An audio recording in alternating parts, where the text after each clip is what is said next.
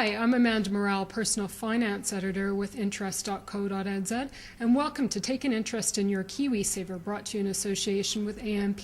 I'm joined today by our publisher, David Chaston, who's here to talk to us about some changes we've made to our KiwiSaver. Thanks for joining us, David. Not a problem, anytime. So can you walk us through some of the changes that we have made to our KiwiSaver section and explain to me what we can find there now? Yes, certainly. Well, we've actually simplified the way you get into the process. There are, as we all know, 1.8 million people in KiwiSaver now with almost $6 billion. And so looking from the outside, it is really quite an intimidating look. But the key thing that we can do to help people is to make the whole thing very simple.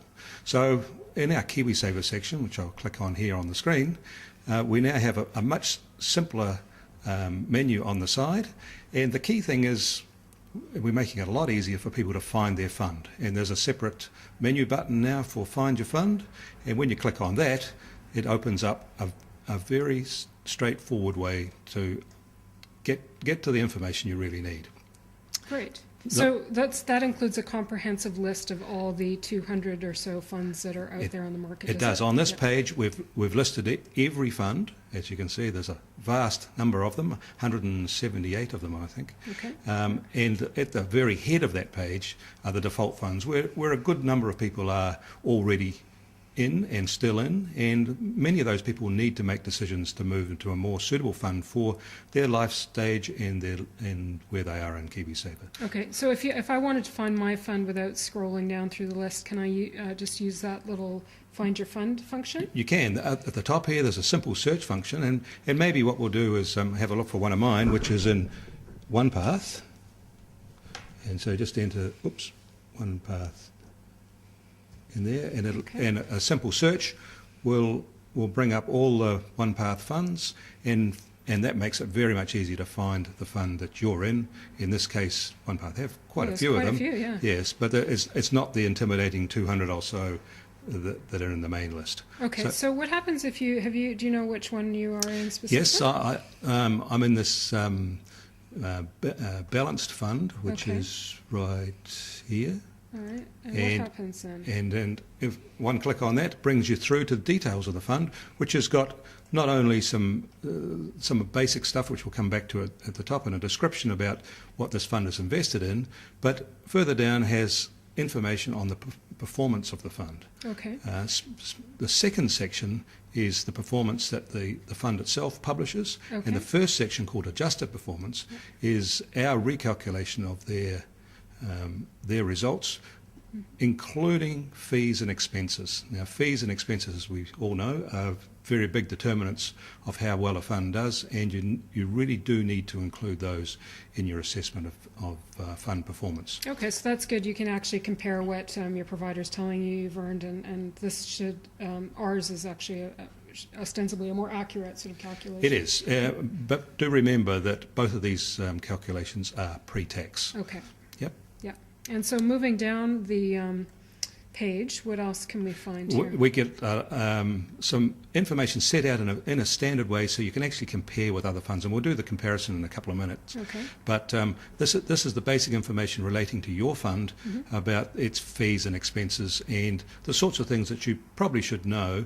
You're probably not going to remember them all at once, but over time, as you want to compare funds, having access to this information is really important. Okay. At the very top of the page, above where it discloses how this fund has invested its assets, there are some other links here which are very helpful. The first one is finding out more about the fund manager, which is always a good idea. Yeah. Once again, probably not the first thing you do, but it is something that you need to know more about. And more importantly, other funds that are like this one, because you may, for some reason, not be happy with your KiwiSaver fund, or you may just want to check how other funds are doing. So if we click on that link, you'll automatically get a list of very similar funds. And so you can assess from these not only their expenses, and we'll come back to this, but you can assess their adjusted performance. Now remember we talked before about the difference between published performance and adjusted performance.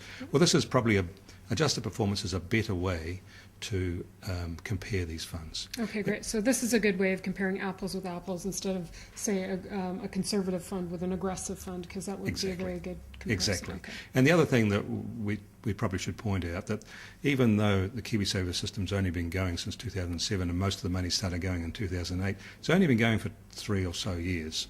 And when you look at performance, it's really important, I think, not to look at short-term performance. So 3 years is the longest we've got here, and that's the most appropriate way to assess how well these funds are doing. Okay. As time goes on, there'll be longer performance tracks as well. But it's the long-term performance that you really should be interested in. Okay, and one thing I'd like to just clarify too, David, is there's maybe been some confusion about when that first, second, and third year triggers. That first reported year, that counts from the latest annual report working backwards, not the first year that KiwiSaver was running, correct? That's the latest 1-year result, and then it's the latest 2-year result and the latest 3-year result. Right, okay. Yeah. Great. Yep. Some of these funds are pretty small, and managers will have an interesting time trying to get decent returns on really small funds, because fees and expenses, especially expenses, are pretty tough on them. But some of the bigger funds have a little easier time of it. Okay, great. And what else have we done to our section that is new and noteworthy? Well, I think, and this is something we probably could come back to in another session, but we've done quite a lot of work in the performance ranking. And there's a button at the top there which we just clicked, and this enables you to look at by class or section of, or by type of fund I should say, aggressive or balanced or conservative, how these funds rank. And this is something that a lot of people want to know, and of course once again we're doing this on the basis of the adjusted performance, which is the apples and apples comparative. Okay, great. So this is another interesting area that readers and could take a look at. Okay. But when we launch when we record the September quarter results, we'll have a closer look at all this area. Okay, I look forward to that. And so what is next down on the navigation bar at the top under KiwiSaver?